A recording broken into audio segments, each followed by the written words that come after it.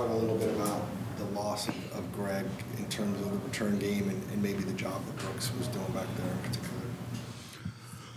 Well, Greg's on IR, so he'll be unavailable for a couple weeks. He's having a good season, and unfortunate that he got injured. And then, Jalen jumped back there last week. Thought the first one was pretty good. They got into some things kickoff-wise, which they hadn't shown with that particular kicker, so we made some adjustments and some different alignments. But, I thought he did as well as we could have expected. What do you like about Mike Wilson as a punt returner? I saw him warming up doing it.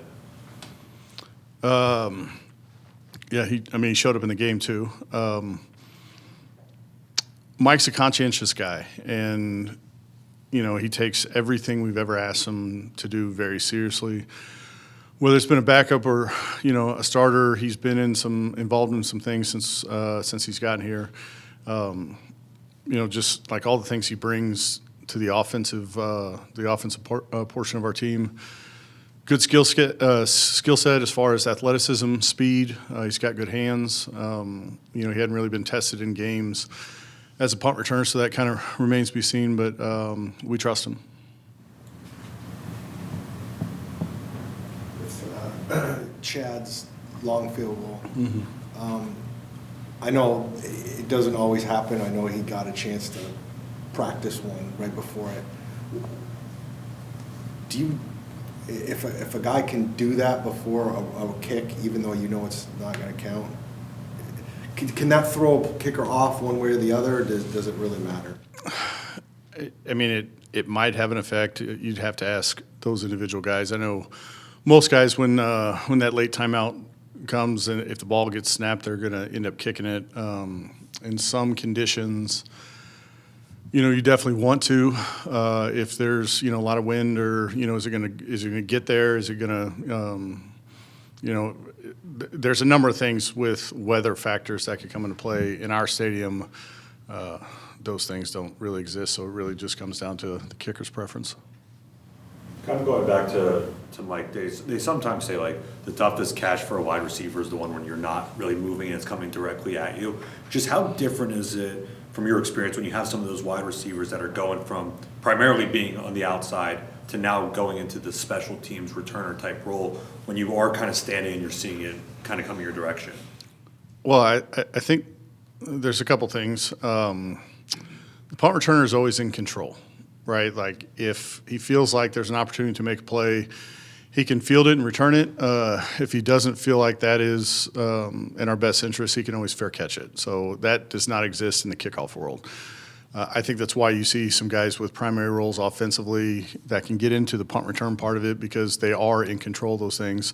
But doing it in a live game where there's 10 dudes running full speed at you, it is different.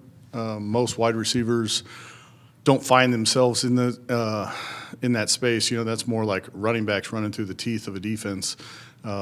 So it's different, and until you get live game action, you don't really know how. You can coach guys all you want, and hey, vision, and here's your key, and this is what you're looking at, and those types of things. But when guys are running at you, it's different. Have you? And I'm sure you don't have any kind of list, but. If you've tried a punt returner in your career, do those guys always have had some kind of experience back there? Have you taken guys that have never returned punts in their whole life and had it work out on the NFL level, or is there a part of it has to, like, you kind of have to know coming into this league if you could possibly do something like that? I think it works a lot of different ways, and it really depends on the person. My personal experience, we drafted a quarterback when I was in San Francisco from West Virginia. I'm blanking on his name. And that one didn't work out. We also had Arnaz Battle, who's a quarterback at Notre Dame, who it did work out. He's a pretty good punt returner. Armani Edwards was the quarterback at App State that we drafted with return intentions in Carolina. That one didn't work out. Brian Mitchell is a top 5 returner of all time. I think he played quarterback in college. So there's there's a lot of different ways to get there. The best indicator of future success is past success. So you certainly would prefer to have somebody with a background like that. But, there's guys with different skill sets. And if the best thing for them to get through college was to play a different position, cool. But yeah, I mean, we've definitely worked with guys, both here and other places, who have never done it, just to see if the skill set translates. Have you noticed any big changes with the kickoffs, with the new kickoff rule with colder weather coming in? Not yet, because generally speaking, in years prior to this, teams kind of developed their philosophy. Are they trying to pound it out the back, or are they trying to keep it in play? This year, the return numbers are vastly high in comparison to in the past, and generally speaking, the colder weather keeps the ball from going quite as far. Now you're kind of, I think the kickers are actually kicking it harder, right? But the ball may just not be traveling as far, so it can be different for those guys.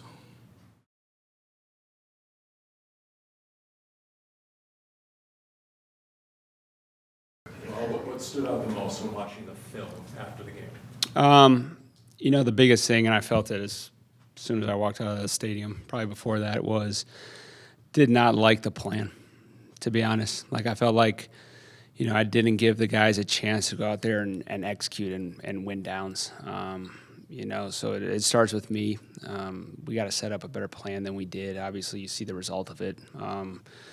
Not even close to what we need to do to beat a really good offense. That goes into the preparations early in the week, how you set it up, how you practice it, what wrinkles you're putting in. And so a lot of layers to what I think that I could have done better, starting with myself, to put our guys in a position to go, compete against really good offense. I know you can't give away every aspect of it, but what part of the plan did you not like? What things did you guys? As a lot of the first and second down stuff. I mean, as you can see, that was the majority of the game, right? I can't necessarily assess our pass down stuff because we didn't get to enough pass downs, but just a lot of different things with the first, second down, whether that was, front structures with the run game. I didn't feel like I did a good enough job there, or some coverage stuff. So it's pretty layered in that regard, but that's the big chunk of it, because the reason that we didn't have success in that game is because we didn't win those downs, right? And so it was, we couldn't even assess the rest of the game plan. How much of that, though, is made challenging by the different things that they can do out of the same look? Oh, 100%. Like you got to give credit to them. Sean's plan, their execution. I mean, they played lights out. Like, give credit to them. They beat us in every category. So they make it challenging, but it's my job and I love going up against a challenging, scheme, roster, all of that. They're complete in that regard, and that's my job, is to put us in a better position to win. What goes through your mind when you see the 5 consecutive scores on the opening drives? It's just how we need to get one stop right now, right? And how do we get that done, so that we, it takes that first stop for you kind of feel yourself get into a rhythm. So obviously it's a terrible feeling when that happens, but it's still just one series at a time, one play at a time. In the run game in particular, what did you kind of think the biggest issues were? Like I said, I take a lot of the blame for, I felt like I could have put them in some different front structures or rotations or whatever that is. But there's always things that, we can look at critically too, with how can we play with better technique or tackling within every down. You're going to see things like that. And so, that's to be improved on as well. But again, when I feel like I don't put them in those optimal spots, I'm mad at myself for anything. A lot of the 5-1 fronts you guys were running, it seems like against duo that would put a lot of pressure on the single linebacker there. Is that wrong to say that? I guess, like, how much stress is there on the single linebacker in those looks? Versus duo? Yeah. I think I want to say we see a very low amount of duo versus that structure. No, not in that game, versus a 5-1 structure. Now it can depend on the group. 11 versus 12 versus 13. We might see a little bit more with big personnel. It can depend on the box behind it. Is it a loaded box or is it a short box? to say it puts stress on the linebacker, I would say anytime you're in a light box for coverage purposes, it's putting stress on the entire front, right? Someone's got to be able to win one-on-one change of math. So stress, yes, but not just for the linebacker. I'd say it's for everybody. And every call is going to have a strength and a stress to it, right? So, when you want to take those stresses off, you're going to add stresses elsewhere, whether, coverage or whatever that is. So, that's the job, and that's the art, I guess, of play calling, is being able to decipher when you want to, have a strength over here to take away this because you feel like that this is what they're going to get to, or this is what you need to take away because of their scheme or personnel. But, where's that stress going? And hopefully I can move that stress around throughout the game where they don't find it. When Matthew Stafford's throwing the ball like he was, fitting in just perfect holes, what more can you guys do at that point? Yeah, he played lights out, but you just, when he's putting the ball right on the money, you got to be able to get tight in coverage and win at the point of attack. You got to be able to win some contested throws. They won more than we did. Really good throws, really good catches, and we're going to learn from that and find ways to win those in the future. A couple of big plays where they won on double moves. What is the key to defending a double move, especially man? It can depend on if you're pressed or off. On the one that Puka to Will, he just didn't need to get his offhand in there. He's actually in a great position, and he got his hand in there, and then it kind of slowed his feet down, and Puka was kind of able to pull himself through using that arm. So, it can depend if you're off or pressed, or what's the coverage behind it. Am I driving this route? Can I make contact at this point in the route still? So layered to it. They're not easy downs, but you got to be able to defend those. What can Will learn from this game, getting to go against two elite wide receivers like that? Yeah, a lot of things on how can I be better in my press? How can I be better in the move zone? How do I different receivers throughout the game in terms of how do I need to play them off versus pressed? Just kind of learning from my study throughout the week. Was it what I expected? If it was, did I stick to what my plan was, or did things that happened early in the game get me to lose my game plan going into that game? So there's a lot that, both him and Denzel can absolutely learn from that game from, going against two really good receivers. What went into the decision with Owen, and how did you feel he took on that defensive role? Yeah, it was something that Owen had been practicing really good, so we knew we wanted to give him some run eventually, and he went in there and he did a good job. Things to clean up. It wasn't a good game for, honestly, any of us, so definitely things to clean up, but, he went in there and did some good things. And with a guy like Elijah Jones, what more do you need to see from him to maybe start getting some more defensive reps? Keep practicing well. He prepares really well every week. You got to go out there and make plays on throughout the week of practice, and you can't say what you don't know when that opportunity is going to come, but when it does, be prepared for your opportunity. So continue to prepare like you're preparing every week, like you're a starter, so that when that time hits, you're ready to roll. So let's say for Cody Simon, what's his biggest challenge right now? Especially, JG was talking about the elite play caller and McVay, elite brain and Stafford. How much does that translate down to that spot and what he's playing and tasked to do? Yeah, I wouldn't necessarily say it's anything like he has to go out there and have a chess match with those guys. But there is a lot on his plate in terms of, what I ask him to do. Both coverage, fronts, pressures, communication to other players on the field between plays, situational communication. So there's a lot. He kind of described it to me the other day as like every play is its own season, and there's really like no taking a breath between plays, because a play will finish and it's like, I'm in his ear right now with whatever's coming in to the game. So it's difficult from a standpoint of you're just mentally on it 24/7. But I'm like, I'm like, isn't that fun? It's like it's like you're playing quarterback, but you've never been a quarterback like that before. You're a defensive player, but isn't that cool? Like, it's fun. But the thing with Cody is he needs to understand that being in that role, there's more on his plate mentally than anybody, and you got to give yourself grace. Like, you're never going to be perfect with all that on your plate, and so it's like, dude, don't forget about all the good things that you do from a communication standpoint, from getting us in the right stuff, from you just being out there problem solving. Like, you mess up one play, like, you've earned that right because of all the other good stuff you do, and that's just kind of his perfectionist mindset. But you got to be able to give yourself a little bit of grace being in that role, because it's never going to be perfect, I agree that it can be fun.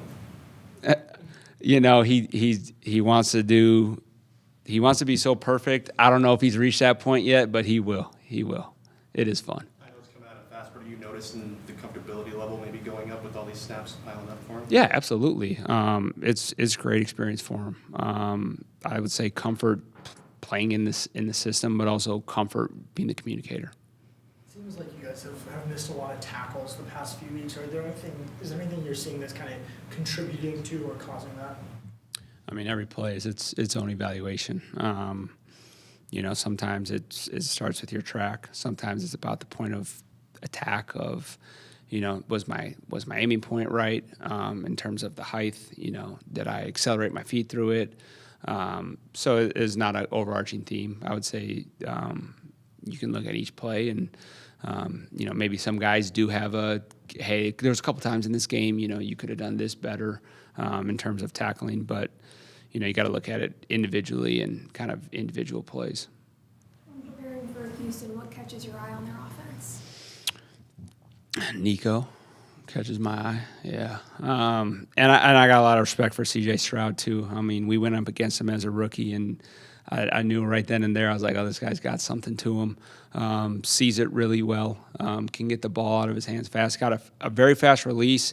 And to me, he can get the ball out from a lot of different trajectories. And so, like, he can handle pressure well. He can, handle four-man rush well. Like, he's, to me, a really good quarterback, paired with, I would say, a pretty complete offense. Nick Caley does a really good job. He's got a really good mix to him, just the different backgrounds. Coming from McVay most recently, but being in New England with Josh McDaniels for a long time, you see the both offenses and then kind of his own spin on it that he's put to it. So good challenge ahead of us, fun challenge. But, I think that this is a really good offense, and excited to go out there and compete on Sunday. How does the defense counter a quick release? How does the defense counter a quick release of the quarterback?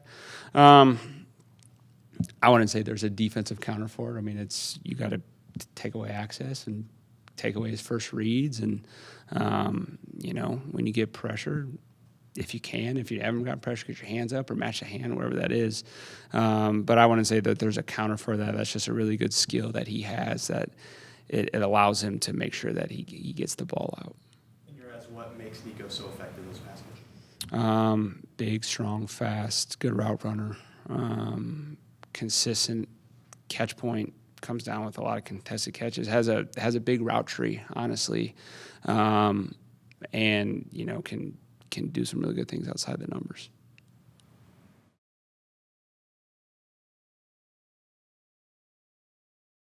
Is there anything else you can really say about Michael Wilson? It just feels like every time you ask him to be that guy, he's that guy for you. Yeah, you said it. I think he's play speaks for itself. Every time his number's been called, he's gone and made big plays, produced at a high level. So always want that to continue. Really pleased to see it come to fruition on game day. He's going to continue to be a big part of the offense and needs to be. But no, we could talk about it for a long, long time. I think he's playing at a really high level right now. Is he a significantly different player than he was this time last year? I think he's one of those guys who always finds any way possible to improve. He spends so much time perfecting his craft, working on the little details of playing the position, so that maybe it's a small difference, but he's always going to fight to get better. So I think he's one of those guys that throughout his career is always going to maximize his ability and his opportunities because of that. Let's keep talking about him for a second. So he, when he has a chance to be a wide receiver one, he kind of always steps up. What is it about him that allows him to kind of show up in those moments? I think one of the biggest things is the consistency in his approach. I think a lot of guys, not a lot of guys, but you've seen guys who jump into a bigger role and maybe try to do things outside their ability or outside their typical day-to-day process. And I think what's awesome about what he does is regardless of the role he's being asked to play, the way he approaches each game, the way he approaches practice, the way he goes through the week really doesn't change. And so you just kind of see him be the same person all the time. And when the ball comes to him, he's going to go out and make the play. And when it's a different role or he's being asked to do something on a different play, he's going to do it at a really high level. I think it's that consistency that allows him to to produce the way he has here when asked to step up. He was talking last week about how hard, he realized how hard it is to be the main option, or he has to be on every single play. You can't take a play off because he knows the ball's going to a Marv or Trey or whatever. How have you seen him kind of embrace that mental challenge, and how have you seen him kind of how have you seen that challenge kind of come out in The challenge of being the guy where he has to be on every single play and can't take any time off? Yeah, as you said, especially when you're playing 55, 60 snaps, that's a strong ask. And I think, guys that are competitive, that want the ball in their hands, that want to be in that position, embrace that. Because I think it builds trust in the guy that's throwing you the ball to say that, like, look, I know we're all tired, I'm tired, but I know that guy's going to be there when I need him to. And it might not be the perfect look or the perfect coverage, and it might not be the perfect route. But because of the way that guy is going to be ready to go make the play, that I have the trust in him to go do that. And I think he's done that time and time again. Since the summer, you and the staff have spoken very highly of Josh Fryer. Has there been anything about his development that's maybe impressed you or surprised you, as now he's starting to take a little bit more of an active role? I think one of the things that's really impressive, and this is true of a lot of young guys that are kind of asked to play maybe in an elevated role from what they expected, is you're not necessarily getting all the reps. And so he's playing muscle tight end. He might be playing right tackle at times in practice. He might be playing left tackle, even sometimes at guard, as he did in preseason. And so when you walk into a game, it's not necessarily like, all right, I'm locked in on this position, blocking this guy on this side of the ball. I'm changing my stance. I'm changing where my eyes are. I'm on the backside of a call. When in practice, I got that on the front side. I think his ability to handle that at a young age is rare, and I think it's one of the reasons he has been able to play and produce at the level he has. What did you see from John Gaines there next to him in his first extended action? Yeah, pleased with the start. I think certainly want to build on it, but I think his effort and energy is unmatched. I think he plays the game with such, almost at times out of control, and that's sometimes something we have to tell you, hey, you got to play underneath your pads, you got to play under control at times, which I thought he did a better job of in the game. But I think that really showed through. Are there going to be some plays where we're going to tweak some details and some fundamentals in terms of what he's doing and why he's doing it? Absolutely. But it was a good start. What set you guys up for success on that opening drive? I think anytime you generate explosive plays, that's a big part of scoring points in this league. Number of studies have been done in this building and outside this building on, when points get made. I think we had 2 or 3 in that, 10 plus, and I think 2 maybe of 20 plus. When you can do that in any phase, run or pass game, it usually leads to points, and got some good looks. I thought protection was really good. Obviously, Trey made a great play with his ball in hand on the screen, and then, that seam ball was an unbelievable catch, and then we got the look we needed there on the touchdown, and Jacoby did a great job of seeing it and driving the ball there over the top of the corner there into the boundary. What did you see from the Rams? Did they make some major adjustments after that, or what went into maybe the struggles after the opening? Not so much maybe adjustments. I think the pocket got a little dirtier as the game went, which we expected to some extent. They continue to Rolodex their coverages, which is a big part of who they are as a defense, which always makes it hard. Because you're not necessarily saying, all right, we're going to guarantee this look or this coverage, and this is what we're going at, and really requires the quarterback to be disciplined about going through his process and make sure the ball is going to the right place. They brought some pressure. I thought they did a nice job. You saw a lot of times when they played man, which is not a huge part of who they are, putting 2 guys right on Trey McBride to make sure that he didn't have a lot of individual matchups, which is, teams are going to do that, and that probably opened the door for Mike Wilson and some of the other guys to produce there. But wanted that to continue, and we hit a little road bump there in the middle, but got to go back and make sure that doesn't continue. What went wrong in the run game?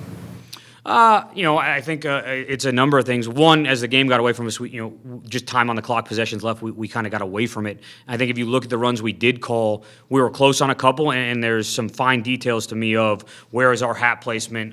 We got an ankle tackle on one that had a chance to be a big one, trying to pick up your feet as you go through the hole or maintain that one-on-one block just a little bit longer to get the back to the second level. There's definitely some things, timing of the call and things like that I can be better at too. I think it was a number of those against, again, a front that we knew was not going to necessarily be easy to run the ball against just based on how they play and the type of players they have. Jacoby took over. This offense has put up a lot of yards. And it's put up a lot of points, but hasn't won games. When you take the big picture view of this, why has this offense been playing as well as it has, but that hasn't translated into wins?